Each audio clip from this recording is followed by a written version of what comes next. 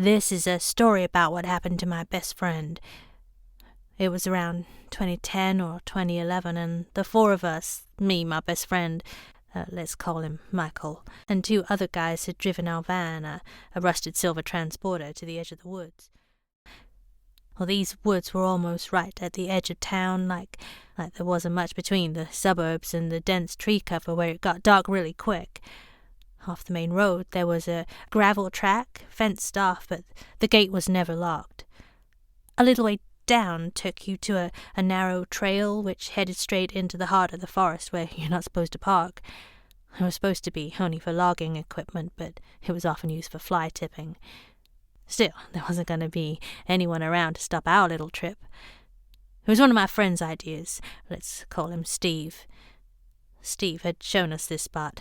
None of us had been here before, but he had it figured out on Google Maps or whatever, and it looked like a great spot to camp for a night, so loaded a couple of tents in the van, a gas stove and folding chairs, and some super cheap food, ghostly pale chicken drumsticks. There was vacuum-packed and a puddle of unnerving grease. And we set off. We got to the spot around 5 p.m., I think, so it wasn't going to stay light for long.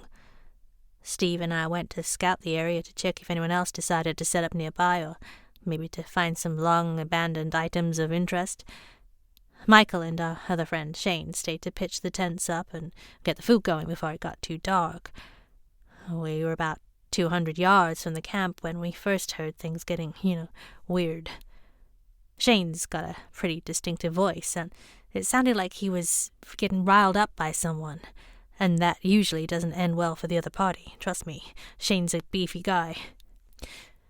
Well, Steve and I decided to head back to see what was going on, but we weren't prepared for this. Shane was out cold. He was draped on his back over a log we'd dragged from the growth to use as a seat. Michael stood nearby, but the shudder of his hands and the big chunks of dead wood by his feet sort of betrayed the truth. He'd clubbed the heck out of Shane. And when Steve crouched over him, he confirmed that he'd also died right there and then. I was flabbergasted, and so was Steve. We'd never expected this from Michael. Michael, the one who always cracked the jokes, Michael who always invited himself to every party in town. No, this wasn't right. And then we saw him pick up the log again and glare at us. We never felt so, conflicted in our lives. I thought about talking some sense into him, but I hesitated because this was so out of character. It was like he'd been possessed, I kid you not. And when he looked me dead in the eyes with club in hand, I knew there was nothing of him behind that glare. Steve, the ever-practical one, made the first move. He picked up the skillet of chicken sizzling in a puddle of boiling grease and flicked it at Michael's face. Oh, God, it was insane to see his skin go red and basically bubble off his skull like paint stripper, but that really didn't help. Michael lunged blindly at Steve, and with his hands soiled by the dirt and slippery fungus from the wood, plunged his thumbs right into Steve's eyes, popping them like water balloons, spraying a vibrant red mist through the air. Oh, did I want this to happen to me? God, no. So I did the first thing that came to mind. I kicked the gas stove right at them both before bolting to the van. Of course, the keys were still in Steve's jacket.